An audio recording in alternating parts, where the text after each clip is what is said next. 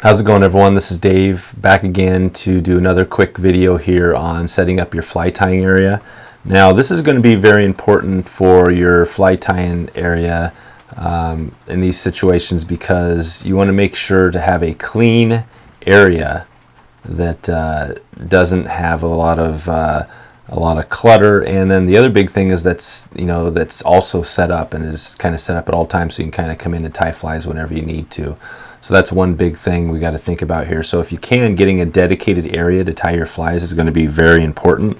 So hopefully you can do that. We'll see as we get into this a little more if it works out for you or how you're going to do it. But we just want to start off with that. So you can start off with a very simple table.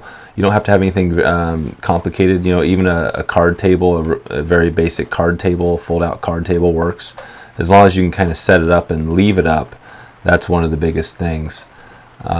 So the other thing is, other than having your table set up, is organization and having your fly tying materials organized. So when you get your stuff, you don't want to necessarily just keep it all in one big pile of one box of stuff. You want to have organized so you can easily get to things. And I just want to show you a couple of examples of things that that are pretty common. So one is these little plastic tubs. They are very handy, and I'll show you a little bit later on the next video when we get into the materials.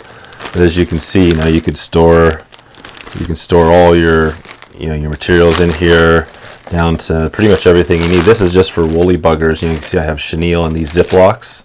Ziplocs also work very nicely. Something that can be a pass for some people is getting moths in your fly tying material. Actually, little moths that can eat your stuff.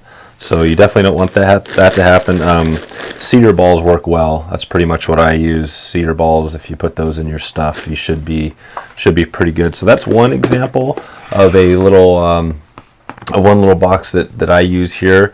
And as you can see, so I've got a whole, back behind the camera there, a whole bunch of boxes of all the different materials I use. Another good example, and I'll show you down here in a second, down on the other angle, but are these bags.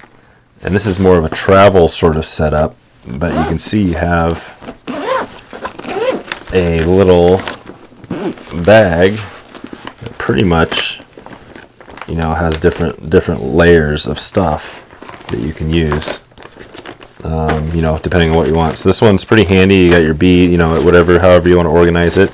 This is a nice travel pack. You can even, a lot of these, I can get my vise. I can get everything I need to get right in this little pack, just to have some flies that I'm going to tie routinely. So I'll just pan down here just for a second and show you what we're looking at here. So as you can see, you got my box labeled. Pop off the top, and you got some hackle in here. I got a big bag of hackle. I got my chenille. Got my chenille and my Ziploc. Everything else, crystal flash. Got my hooks.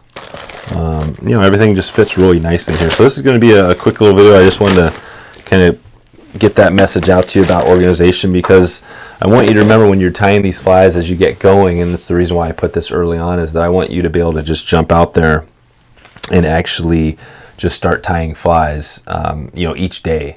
So when you get back, it's kind of a hassle if you have to go set up the table, set up your stuff, get your materials out. But if you have all your materials out, say for the woolly bugger or, for whatever fly, they're on the table, they're sitting there, all you have to do is just get started and just basically start the first pattern and leave it set up. And when you come back the next day, it's all ready to go. Just type a pattern. It makes it a lot easier to get your flies tied, and just when it's out there. So if you can, that's kind of one of the biggest take-home messages from this video. And just wanted to share a few tips. You can go as deep as you want into organization.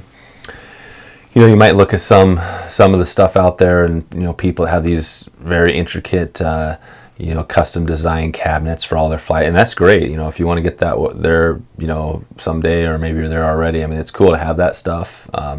If you want to go that way, I'm more of a plastic bin organization kind of sort of thing, and that's totally fine too. So whatever route you want to go is totally cool. But I wanted to give you that quick little intro to the setup and things like that, and I'll catch you in the next one.